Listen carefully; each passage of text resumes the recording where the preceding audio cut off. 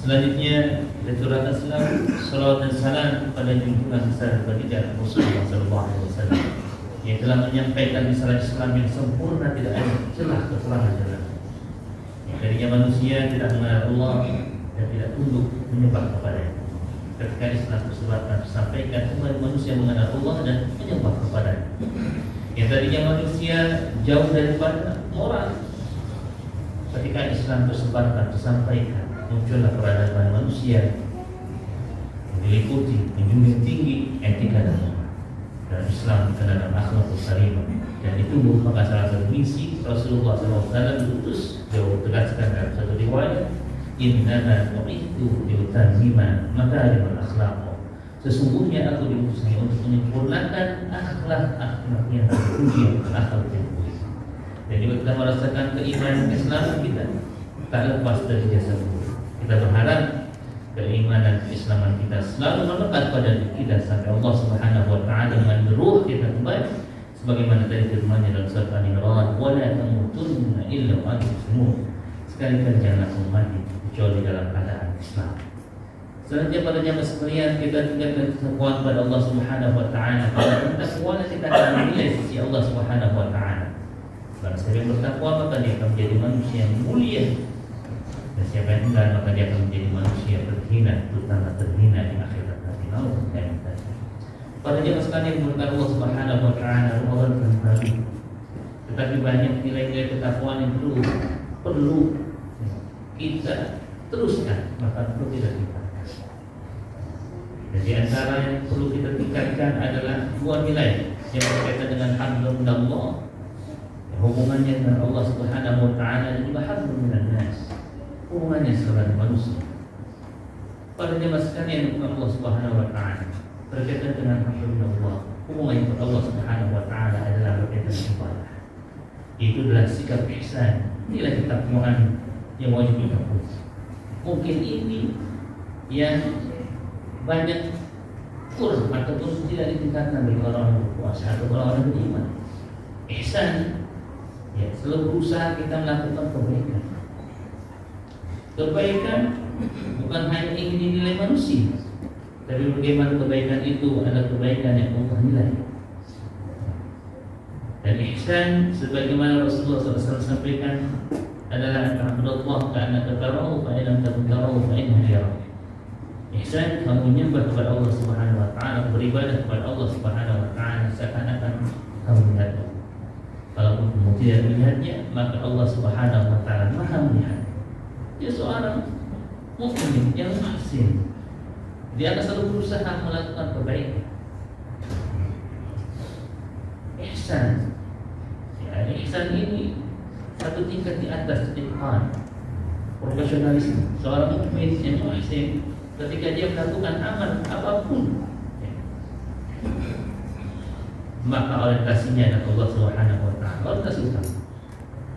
Bagaimana segala amal yang dilakukannya harus bernilai ibadah di sisi Allah Subhanahu wa taala. Ibadah yang bukan hanya mahdhah ala tasbih. Tapi ketika dia, ya, menuntut ilmu, maka menuntut ilmu itu harus menjadi ibadah. Mencari nafkah, bagaimana nafkahnya itu mencari nafkahnya menjadi suatu ibadah. Bahkan ketika dia amanahkan mengurus amanah rakyat misalkan, harus memberikan ibadah kepada Allah Subhanahu wa taala. Tidak ihsan. Dan ketika seorang ingin diikuti ataupun memiliki sikap ihsan ini, maka akan banyak melahirkan sikap takwa yang baik. Di antaranya adalah muraqabah, selalu berusaha atau selalu merasa dirinya dipantau ataupun dikontrol oleh Allah Subhanahu wa taala. Oleh karena orang beriman akan selalu takut, bukan karena manusia secanggih apapun otaknya ataupun sistem yang dibuatnya pasti akan punya kekurangan, ataupun alat yang diciptakannya pasti ada celah, kekurangan. CCTV yang bisa memantau kita semua, tetapi ketika ponsel sedikit kita akan bisa berfungsi. Sistem keuangan sekian dibuatnya serumit mungkin, sejelas mungkin, tetap saja koruptornya ada. Kita menjadi orang muhsin, selalu berbuat ihsan, yang selalu memantau diri bahwasanya pandangan Allah itu khabir, bukan hanya sekedar tahu, tapi juga sami'un alimun basirun muhitun raqibun, selalu memantau, mengetahui, melihat dan mencatat. La yughadiru saghiratan wa la kabiratan illa ahsaha.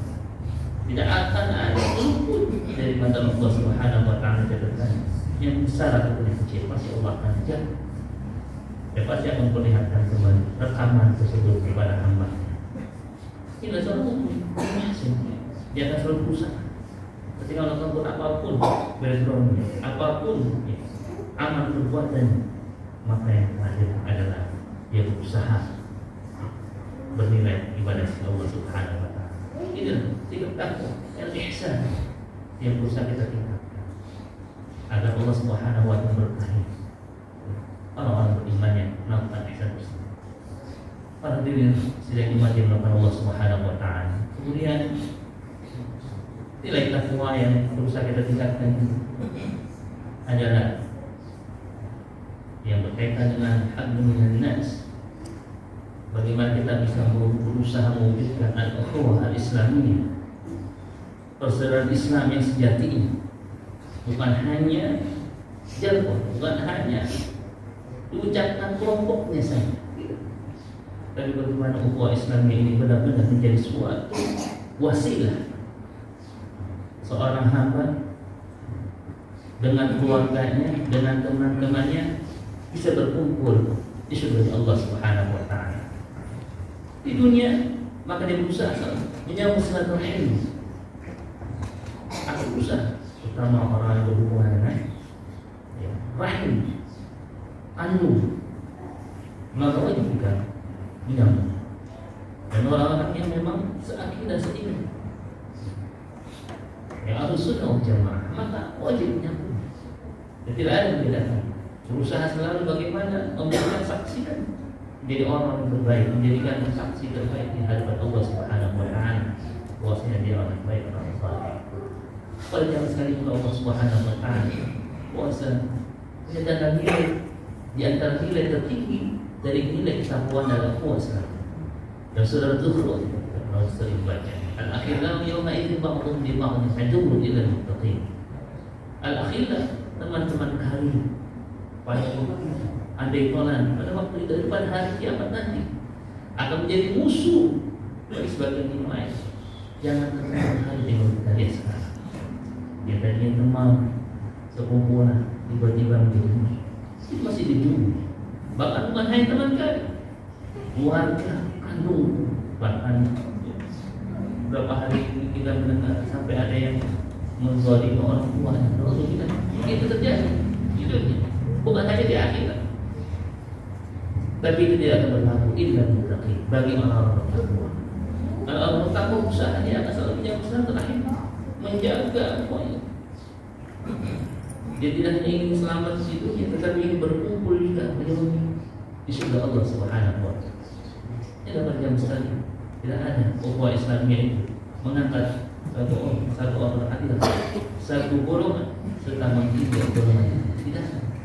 Tapi bagaimana seorang muslim, seorang mukmin yang punya sifat ataupun ukhuwah Islamiyah ini, dia akan selalu merasakan kesulitan saudaranya sama seperti saudaranya.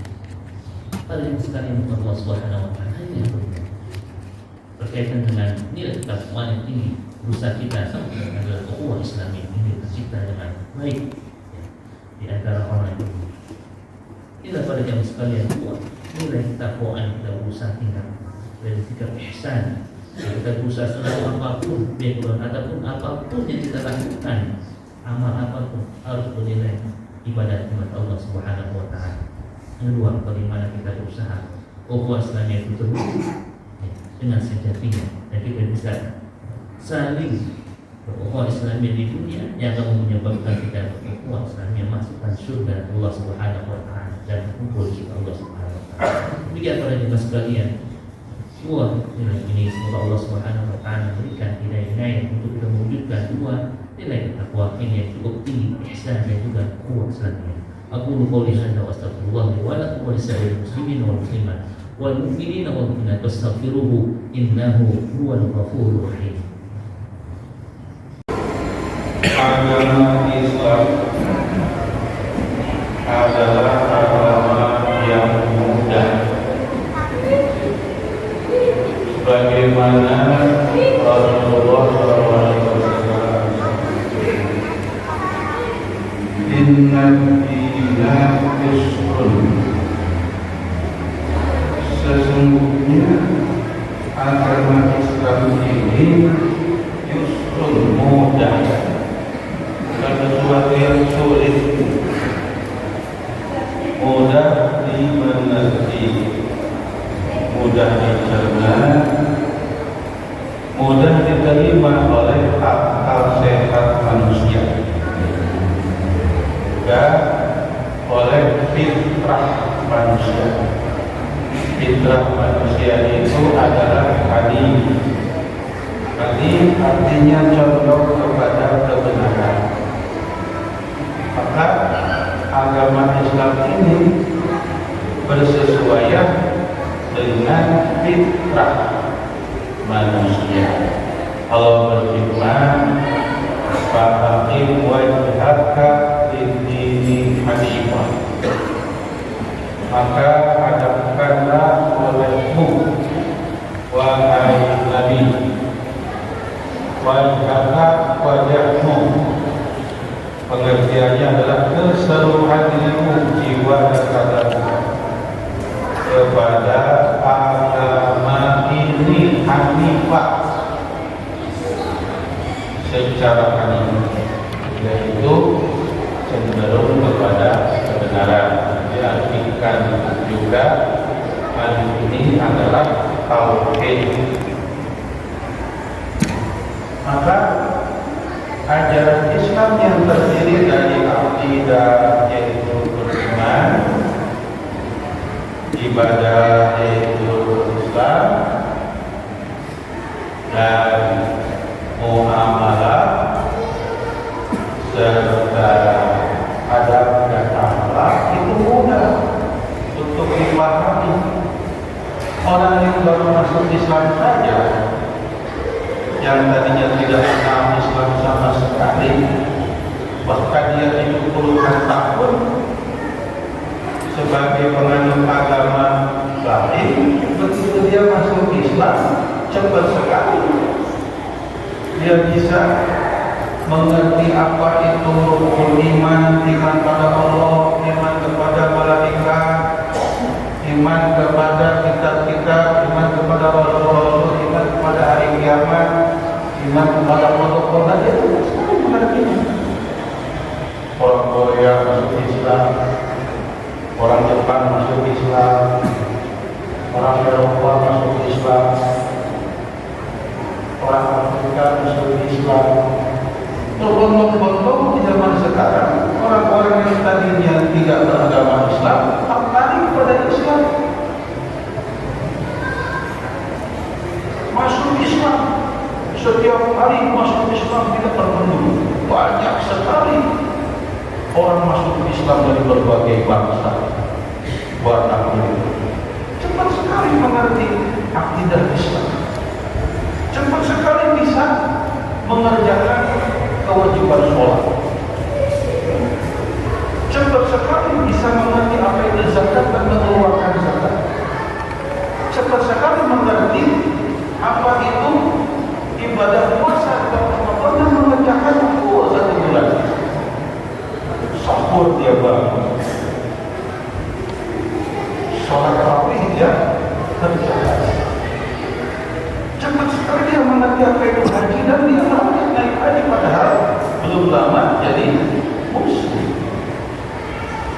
Itu menunjukkan bukti benarnya ucapan Rasulullah SAW, inna dina yusrun, sesungguhnya agama Islam ini mudah, bukan sesuatu yang sulit. Berekonomi, berjual beli secara Islam mudah dikerjakan. Berakhlak, menghiasi diri dengan adab budi pekerti, sopan santun yang baik, mudah dimengerti, mudah diamalkan, dan kalau sudah diamalkan menjadi berkah. Ajaran Islam ini tidak mungkin jadi berkah kecuali setelah diamalkan.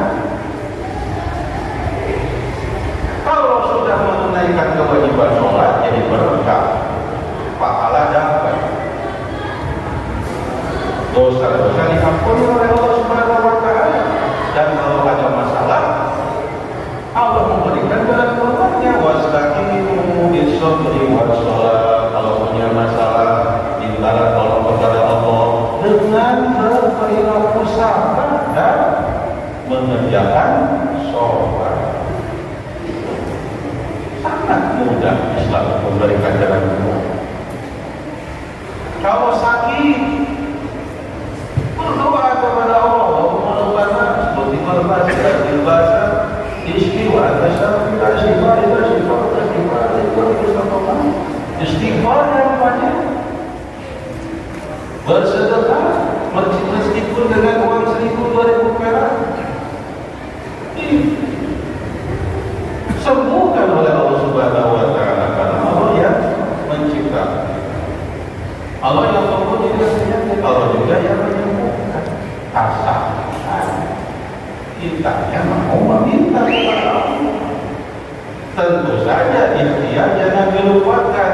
Allah sudah menciptakan obat-obatan dan menyimpan zat-zat obat pada buah-buahan, pada sayur-sayuran, pada akar-akaran, pada batang-batang pohon. Diminum, sembuh, alhamdulillah, karena semuanya Allah yang mencipta. Jadi ada kisah sangat mudah. Tetapi kalau orang menyusah-nyusah dan memberat-beratkan, membuat rumit agama, membuat sulit agama, sholat malam, bangun semalaman, begitu bangun, sholat subuhnya kesenangan, bersedekah, dia mengeluarkan seluruh harta kekayaan sampai dia makan. Islam tidak membolehkan karena itu memberatkan, berlebih-lebihan. Jadi Islam itu sederhana, mudah. Yang kedua, Islam itu lemah lembut. Islam itu ramah. Islam itu penuh kasih dan sayang. Karena itulah makna dari kata Islam. Salam itu diterima, diadopsi menjadi bahasa Indonesia, menjadi selamat. Selamat pagi, selamat siang, selamat sore, selamat. Dari kata-kata salam, selamat. Itu Islam. Jadi bersikap lembut dan pada perkataan, bersikap lembut pada perilaku, penuh kasih dan sayang. Kata-kata yang keluar itu menyiratkan kasih dan sayang, ingin mengajak kepada kebaikan, disertai dengan rasa tanggung jawab yang tinggi. Apalagi seorang ayah kepada istrinya, seorang ayah kepada anaknya, pasti rasa tanggung jawabnya itu tinggi sekali. Penuh kasih sayang. Mari istrimu, dalam berumah tangga kita mengembangkan perkataan-perkataan yang baik supaya menjadi doa. Jangan bertengkar terus, apalagi saling mencela, karena nanti ujung-ujungnya saling menganiaya. Bahkan alhamdulillah dalam pemberitaan seorang suami karena tersinggung sama perkataan istrinya sampai dibunuh. Seorang istri sakit hati sama suaminya dibunuh sama istrinya. Kenapa? Karena tidak mengamalkan ajaran Islam, yaitu bersifat kasih dan sayang, lemah lembut. Kalau itu dipraktekkan, malaikat rahmat hadir ke dalam kehidupan keluarga, maka keluarga itu pun mendapatkan ridha Allah, dan Allah pun memberikan keberkahan kepada kita. Inilah rahasia dari ajaran Islam yang sering kita lupakan. Bekerja dari pagi sampai sore, bahkan sampai tengah malam.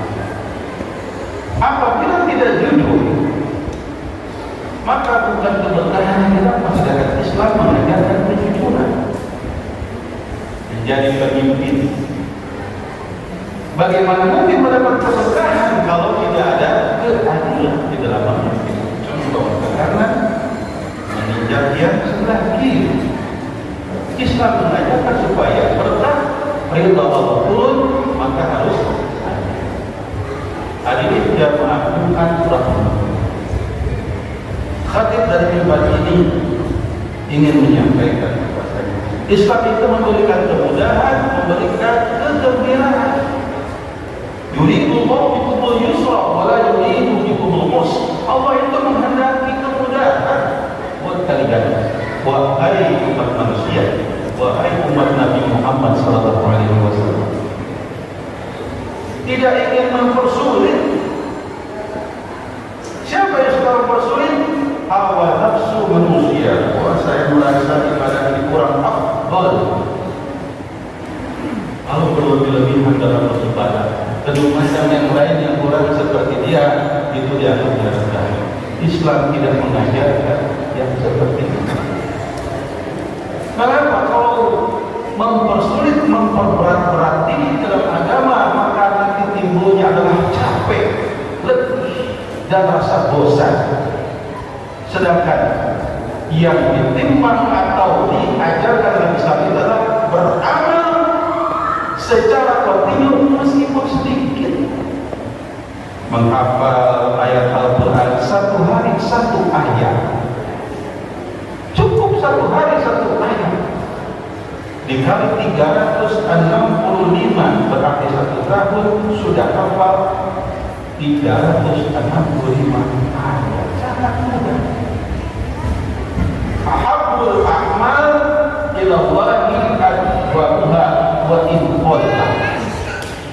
Amal yang paling cintai oleh Allah Subhanahu wa taala adalah yang kontinu, yang mudawamah, wa in qalla, meskipun sedikit. Pagi-pagi baca 10 part 1 atau 2 halaman Al-Quran, baca zikir pagi, baca asmaul, nanti sore baca zikir sore, bersedekah sedikit 5.000 atau 2.000, tapi setiap hari. Yang penting adalah terus meneruskannya. Itu ajaran mudah Islam. Islam tidak mendesak-desak, tidak memperberat. Karena awalnya perintah sholat itu adalah 50 kali. Lalu Nabi Musa alaihissalam berkali-kali kepada Rasulullah Muhammad SAW agar meminta keringanan kepada Allah Subhanahu wa taala. Sehingga setelah berulang kali Rasulullah minta keringanan, sampailah kepada angka 5 kali sholat sehari. Itu juga prinsip termudah. Dapat dibayangkan oleh kita kalau kita diwajibkan sholat sehari semalam 50 kali, betapa repotnya. Kemudian zakat. Seorang pendeta mengatakan zakatnya orang Islam itu sangat kecil, cuma 2,5%. Sementara zakat semacam seperti itulah di dalam agama mereka itu 10%, dan itu pun diberikan kepada sang pendeta. Apa yang ingin dijelaskan di sini dari tempat Islam? Allah Subhanahu wa taala itu Maha Pemurah. Begitu banyaknya harta, begitu banyaknya rezeki, begitu banyaknya fasilitas yang diberikan kepada umat manusia, tapi Allah hanya meminta 2,5%. Mudah sekali. Itu pun setahun sekali. Zakat panen. Hadirin jamaah Jumat rahimahullah, maka disinilah kita perlu mengembangkan sikap syukur yang sebesar-besarnya. Kita bersyukur menjadi orang mukmin, orang muslim. Ajaran Islam sangat mudah, sangat sederhana. Tidak neko-neko. Ingin takarub kepada Allah, tidak neko-neko. Ingin usul sampai kepada Allah, tidak harus berat.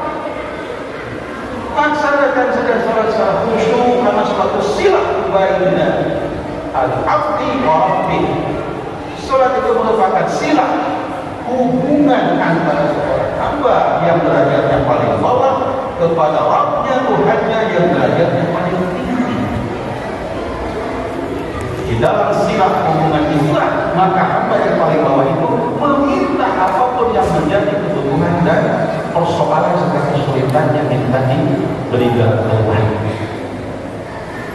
Inilah rahasia ajaran Islam yang sangat-sangat kuat. Perhatikan surat Fatir ayat 10. Ilaihi yas'adul kalimut thayyibu wal amalu shalih yarfa'u. Kepadanya lah akan naik kalimat-kalimat thayyibah. Mana itu kalimat-kalimat thayyibah? Ketika kita salat, seluruh bacaan di dalam salat itu adalah kalimat-kalimat thayyibah. Naik menuju Allah Subhanahu wa taala, dibawa naik oleh malaikat. Lalu Allah pun menjawab. Wal amalu shalih yarfa'u, sedangkan amal saleh, amal-amal kebajikan, amal-amal kebaikan itu Allah mengangkatnya juga naik kepada Allah untuk diterima, diberikan ganjaran, diberikan pahala. Di dunia ayatan thayyibah, sedangkan di akhirat adalah pahala yang amat besar, yaitu kenikmatan. Barakallahu li wa lakum minal ayati wa dzikril hakim wa taqabbal minni wa minkum tilawatahu innahu huwal ghafurur rahim.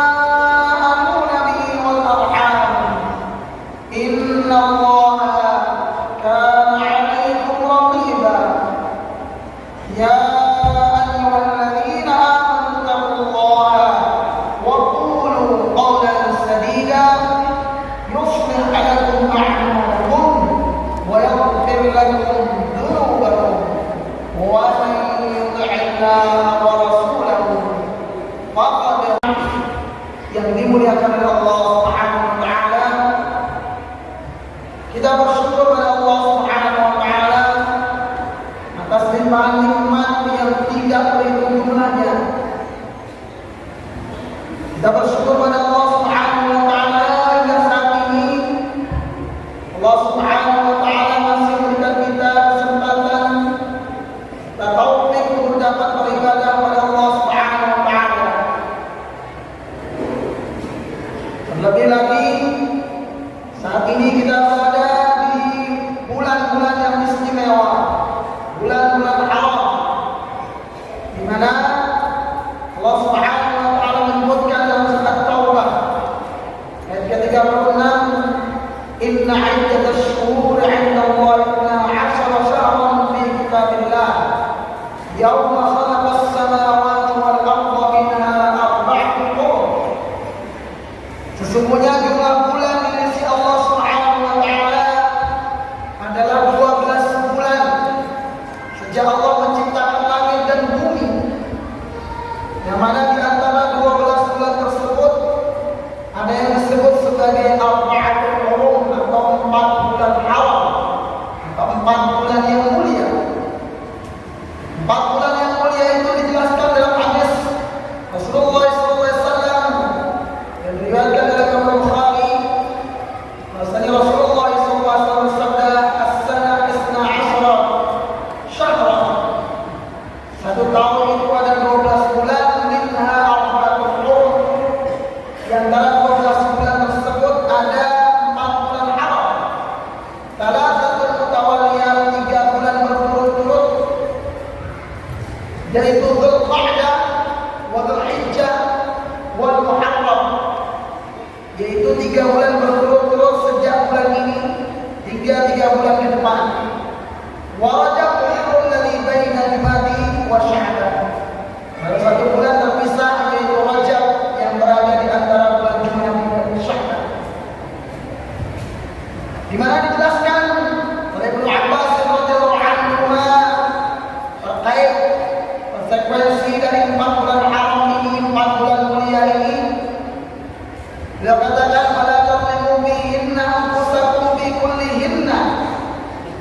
Janganlah kalian melakukan perbuatan dosa di sepanjang tahun.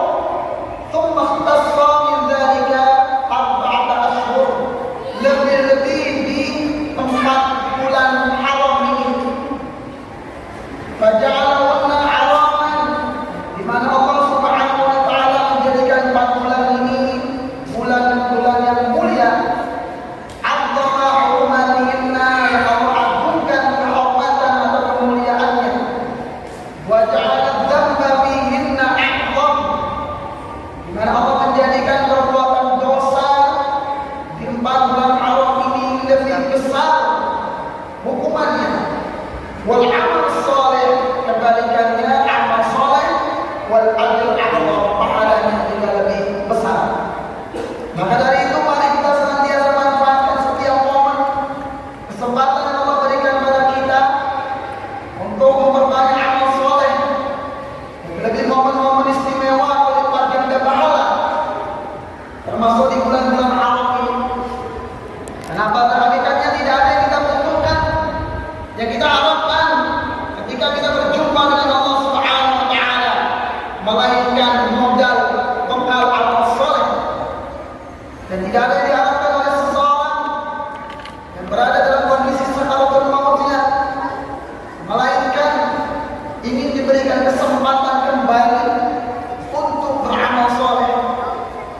Sebagaimana firman Allah Subhanahu wa taala dalam surat Al-Mu'minun ayat 99 dan 100. Allah Subhanahu wa taala berfirman, "Hatta idza jaa ahadahumul maut qala rabbi irji'un."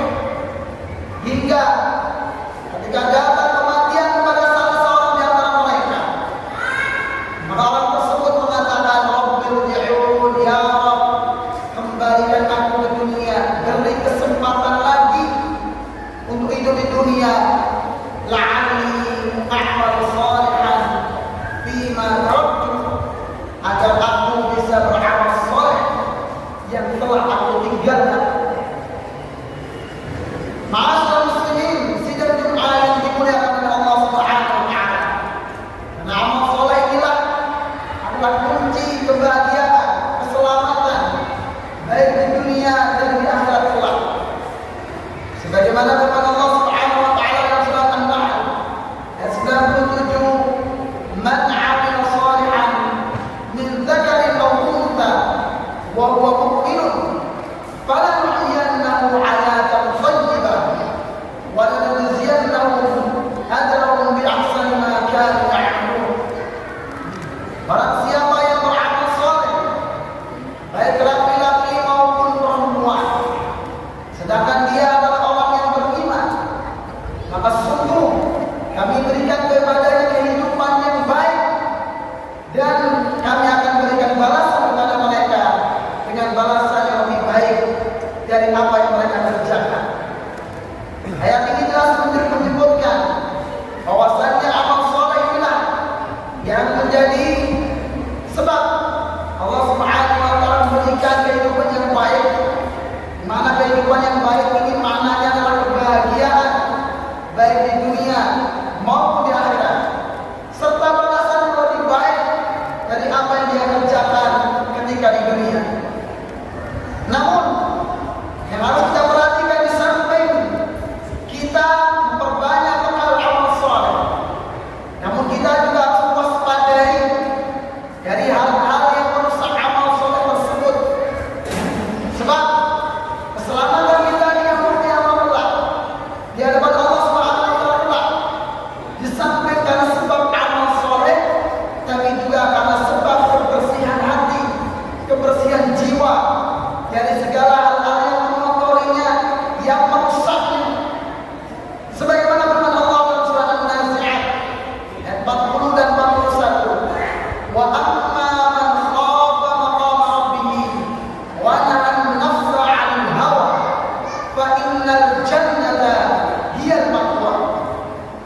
Dan barang siapa yang takut kepada besaran Tuhannya dan menahan dirinya dari memperturutkan hawa nafsunya, maka sesungguhnya surga adalah tempat kembalinya.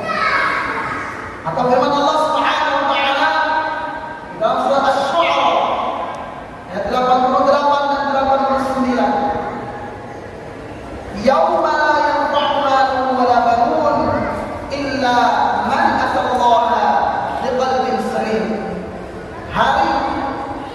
di mana